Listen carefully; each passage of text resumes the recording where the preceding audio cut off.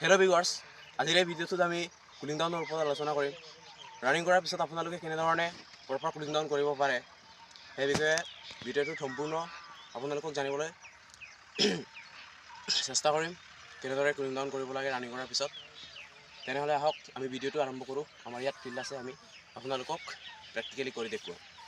চ' running কৰাৰ পিছত আপোনালোকৰ এইবিলাক পেইন হয়।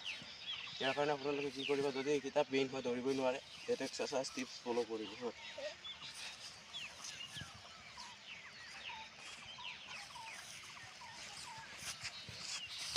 তাৰপিছত নেক্সট কুলিং ডাউন, এনেকৈ ষ্টেণ্ড ফৰৱাৰ্ড বেণ্ড,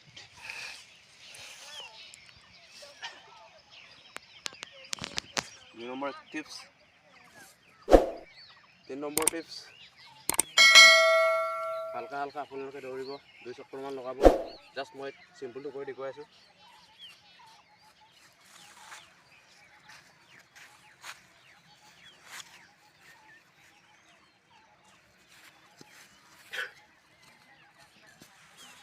তাৰপিছত কি কৰিব পাৰে, নেক্সট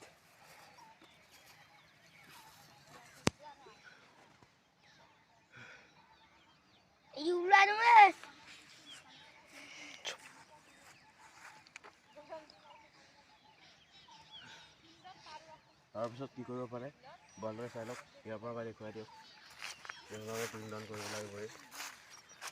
আপোনালোকে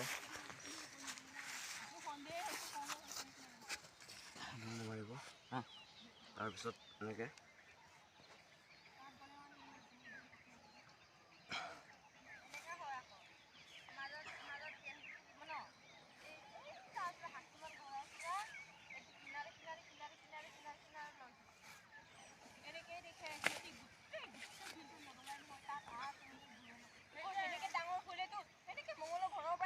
তাৰপিছত কি কৰিব পাৰে, আপোনালোকে বডিটো জাষ্ট ৰিলেক্স কৰিব লাগে।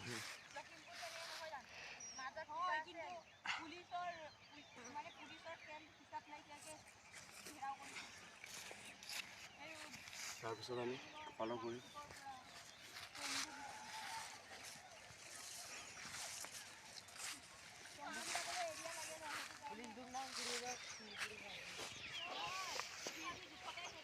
তাৰপিছত আমি আপাৰ বডি কুলিং ডাউন কৰি দেখুৱাইছোঁ আপোনালোকক। এনেকৈ কৰিলে আপোনাৰ এইটো ষ্ট্ৰেচ পায়, আৰাম পায়, কাপ পেইন, চিন পেইন নহয়। ফ'ল' কৰিব টিপছটো, বহুত ভাল লাগে।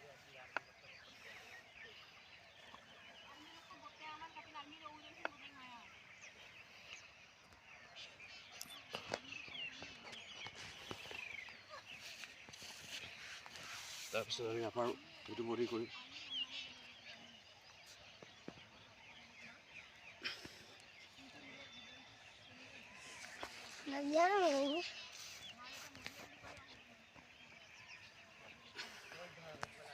চ' কুলিং ডাউনৰ এইটোৱে।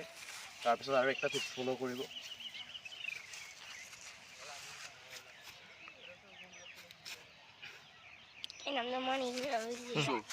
এই টিপছবিলাক আপোনালোকে যদি ৰানিং কৰাৰ পিছত সদায় ফ'ল' কৰে, আপোনাৰ 100% গেৰাণ্টি দিছোঁ, ৰানিঙো ইম্প্ৰুভ হ'ব, লগতে আপোনালোকৰ মাচলছ ৰিকভাৰী হ'ব। চ' ভিডিঅ'টোত কিবা গড়বড় লাগিছে যদি আপোনালোকে কমেণ্ট বক্সত কমেণ্ট কৰি জনাই দিব। চ' আজিৰ ভিডিঅ'টো ইমানেই আছিল, ধন্যবাদ।